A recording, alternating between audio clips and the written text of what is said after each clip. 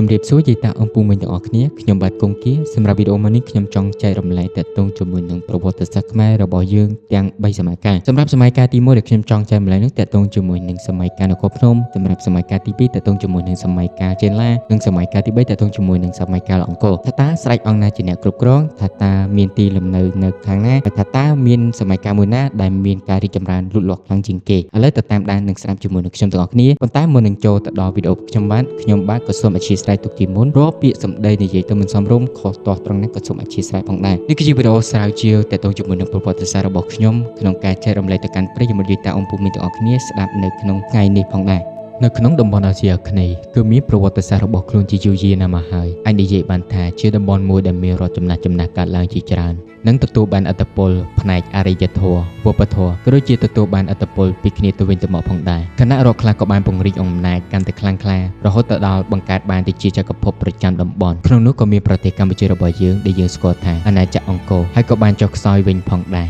អាណាចក្រភ្នំគឺជាអាណាចក្រដំបូងបំផុតរបស់ខ្មែរដែលចាប់ផ្ដើមកកើតឡើងកំឡុងឆ្នាំ58ដល់ឆ្នាំ550នៃគ្រិស្តសករាជអាណាចក្រនេះត្រូវបានបង្កើតឡើងដោយព្រះមហាក្សត្រដែលមានព្រះនាមថាព្រះបាទកៅណ្ឌិន្យនិងព្រះនាងសោមានៅក្នុងរឿងព្រេងខ្មែរដែលយើងហៅថាព្រះថោងនិងនាងនាគសម្រាប់ឯកសារចិនព្រះបាទហ៊ុនទៀននិងព្រះនាងលេវយីប្រហែលនៅក្នុងឆ្នាំ58នៃគ្រិស្តសករាជដំបូងឡើយអាណាចក្រនេះមានរាជធានីនៅតំបន់អូកាខេត្តក្រមួសកម្ពុជាក្រោមសព្វថ្ងៃតែក្រោយមកក៏បានផ្លាស់ប្ដូរទៅក្រុងវិជ្ជថបុរៈនៅឯបាភ្នំខេត្តព្រៃវែងវិញបានត្រឹមតែប៉ុន្មានរយឆ្នាំប៉ុណ្ណោះអាណាចក្រភ្នំក៏បានពង្រីកអំណាចទៅលើរដ្ឋចំណុះរបស់ខ្លួននៅក្នុងតំបន់ទូយ៉ាងដូចជាចេនឡានិងរដ្ឋបូរីផ្សេងនៅចុងសម័យកាលហ្វូណនដោយមានការវាយលុកពីចេនឡាដែលធ្លាប់ជារដ្ឋចំណុះរបស់ខ្លួនក៏បានបង្ខំព្រះមហាក្សត្រនៃអាណាចក្រភ្នំសម្រេចបដូររាជធានីទៅទីក្រុងនរវរនគរនៅឯបូរីខេត្តតាកែវវិញហើយក៏បានបញ្ចប់សម័យកាលរបស់ខ្លួននៅកំឡុងឆ្នាំ550នៃគ្រិស្តសករាជខណៈទីក្រុងនរវរនគរក៏ធ្លាក់មកក្រោមការត្រួតត្រារបស់អាណាចក្រចេនឡាផងដែរខណៈពេលទិដ្ឋានុភាពឡើងដល់កំពូលអាណាចក្ររបស់ខ្មែរមួយចំនួនបានលាតសន្ធឹងទៅលើផ្ទៃដីនៃប្រទេសកម្ពុជាព្រមទាំងភាគខាងលិចភាគកណ្ដាលនៃភាគខាងត្បូងនៃប្រទេសថៃផងដែរ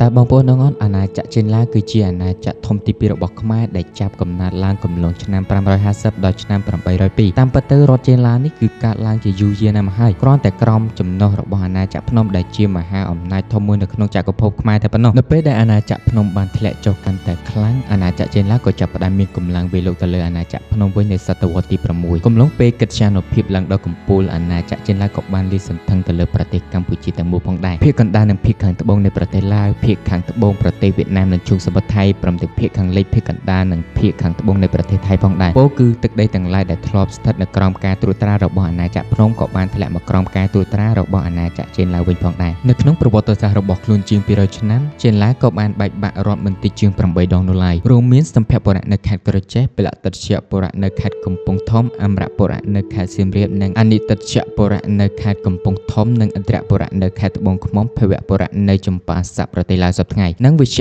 ថបុរៈនៅខេត្តព្រៃវែងនរវរនគរនៅខេត្តតាកែវជាដើមរាល់បណ្ដារដ្ឋខាងលើដែលខ្ញុំបានរាយរាប់ខាងលើបើខុសអីក៏សូមអធិស្ឋានព្រោះវាជាភាសាសំស្ក្រឹតនិងបាលីបណ្ដារដ្ឋទាំងប៉ុន្មានដែលខ្ញុំបានរៀបរាប់ខាងលើគឺបានបែងចែកជាពីរគឺចេនឡាលើនិងចេនឡាក្រោមដែលយើងស្គាល់ថាចេនឡាដីគោកនិងចេនឡាទឹកលិចនៅចុងសតវត្សទី8កងទ័ពជ្វាមកពីចក្រភពស្រីពិជ័យក៏បានវាយលុករដ្ឋបូរីរបស់ខ្មែរមួយចំនួនហើយក៏បានត្រួតត្រាទឹកដីចេនឡាក្រោមមួយរយៈផងដែរ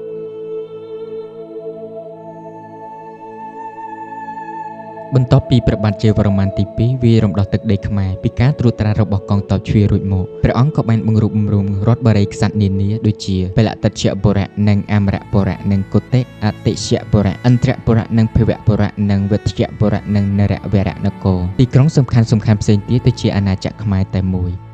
ចាប់ពីពេលនោះមកកម្ពុជាបានបើកសករាជថ្មីប្រទេសកម្ពុជាបានឈានដល់សម័យកាលមួយដែលមានការរីកចម្រើនឈានឡើងរហូតបានក្លាយទៅជាមហាអំណាចធំជាងគេនៅតំបន់អាស៊ីអាគ្នេយ៍ដែលអ្នកប្រវត្តិសាស្ត្របានចាត់ទុកថាជាសម័យអង្គរឬក៏មហានគរសម័យមហានគរត្រូវបានគេដឹងថាគិតចាប់ពីឆ្នាំ802ដល់ឆ្នាំ